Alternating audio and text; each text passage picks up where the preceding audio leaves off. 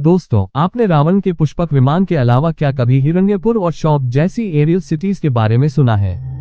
क्या आपको पता है, एरोप्लेन, रॉकेट जैसे आविष्कार से बहुत पहले ही महर्षि भारद्वाज ने डायग्राम्स, ब्लूप्रिंट्स के साथ अलग अलग एयरक्राफ्ट्स का जिक्र अपनी किताब में किया था। क्या सचमुच हमारे पूर्वजों के पास आज से भी ज्यादा एडवांस टेक्नोलॉजीज थी? वो वक्त जब दुनिया पहिए का इस्तेमाल सीख रही थी, भारत के लोग एरोडायनामिक्स, मेटलर्जी और एस्ट्रोनॉमी जैसी चीजों पर काम कर रहे थे। भारतीय सिविलाइजेशंस न सिर्फ कला और दर्शन में आगे थे, बल्कि साइंटिफिक सोच और इन्वेंशन में भी अनमैच्ड थे।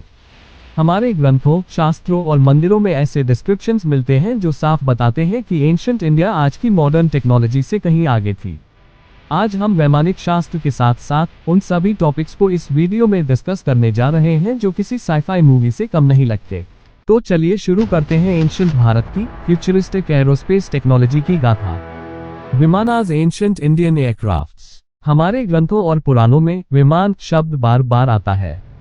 कोई नॉर्मल विमान नहीं, बल्कि highly advance aircrafts and UFOs. अक्सर हमारे ऋषि, मुनियों और देवताओं के अलग अलग प्लैनेट्स पर ट्रैवल करने के किस्से मिलते हैं। पुष्पक विमान। दोस्तों, रामायण में आता है पुष्पक विमान का जिक्र। एक ऐसा थॉट कंट्रोल्ड फ्लाइंग क्राफ्ट जिसे रावण ने कुबेर से हासिल किया था और जिससे श्री राम अयोध्या लौटे थे। अगर आपको पता है कि रावण और कुबेर के बीच क्या संबंध था तो जल्दी से कमेंट बॉक्स में लिखें। कहा जाता है पुष्पक विमान सिर्फ हवा में नहीं, बल्कि अंतरिक्ष में भी यात्रा कर सकता था। इसमें कई रूम्स, खिड़कियां और चमकते पैनल्स थे, बिल्कुल किसी मॉडर्न एयरक्राफ्ट की तरह। इसी तरह इंद्र का डिवाइन फ्लाइंग चैरियट और अर्जुन का वायुयान बताते हैं कि हजारों साल पहले भी भारत में एरोस्पेस टेक्नोलॉजी का ज्ञान था। कहीं न कहीं आज के रॉकेट्स, ड्रोन्स और जेट्स की जड़ें उसी एंशिएंट नॉलेज से जुड़ी लगती है। Flying cities, the UFO towns of ancient Bharat. Mahabharata में सौंब नगर का जिक्र मिलता है, एक फ्लाइंग सिटी जिसके राजा शाल्व ने एक बार श्री कृष्ण की द्वारका नगरी पर हमला कर दिया था, अपने मित्र शिशुपाल की मौत का बदला लेने के लिए।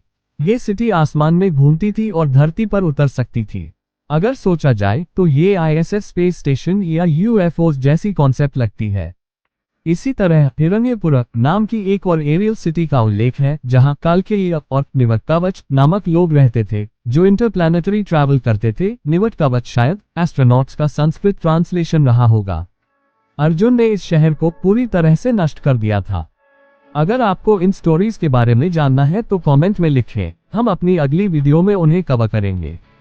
ये एरियल सिटीज सेल्फ सस्टेन्ड थी, डिफेंस सिस्टम्स और एनर्जी फील्ड से सुरक्षित। सोचिए, अगर ये सब केवल इमेजिनेशन नहीं थी, तो उस वक्त के इंजीनियर्स कितने एडवांस रहे होंगे। आपने विश्वकर्मा का नाम तो सुना ही होगा। उन्हें देवताओं का आर्किटेक्ट कहा जाता है।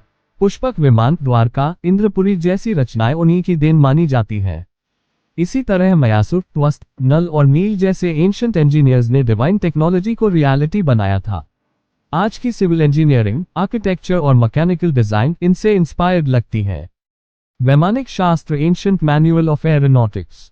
आज की मॉडर्न साइंस जिस एरोडायनामिक डिजाइन की बात करती है, हमारे ऋषियों ने उस पर सेंचुरीज पहले थियरीज लिख रखी थी। महर्षि भारद्वाज द्वारा लिखा गया वैमानिक शास्त्र एंशिएंट टाइम का एक एक्स्ट्रॉर्डिनरी टेक्निकल डॉक्यूमेंट है। इसमें 100 से ज्यादा प्रकार के विमानों, उनके फ्यूल सिस्टम्स, मेटल एलॉयज और फ्लाइट मैकेनिज्म्स की डिटेल्स दी गई है। कई जगह बताया गया है कि ये एयरक्राफ्ट्स सोलर एनर्जी, मर्क्यूरी या कॉस्मिक रेडिएशन से चलते थे। कुछ विमानों को पीले सफेद द्रव से चलने वाला बताया गया है, जो कोई फ्यूल जैसा सब्सटेंस था।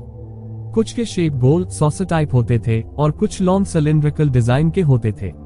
उनके प्रपल्शन सिस्टम्स को यंत्र कहा गया है, जो स्पेसिफिक साउंड फ्रीक्वेंसीज यानी मंत्र से एक्टिवेट होते थे। अगर आप सोचें तो ये कॉन्सेप्ट आज के वॉइस एक्टिवेटेड एआई सिस्टम्स जैसा है। इतना ही नहीं, हमारे ग्रंथों में एक प्लैनेट से दूसरे प्लैनेट आने जाने का भी जिक्र मिलता है। होयसलेश्वर मंदिर में तो एस्ट्रोनॉट्स के कार्विंग्स क्लियरली विजिबल हैं और कई टेम्पल्स में यूएफओ के ब्लूप्रिंट्स भी मिले हैं।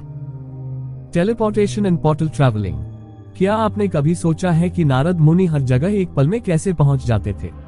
कहा जाता है वो एंशिएंट टेलीपोर्टेशन टेक्नोलॉजी का उदाहरण था।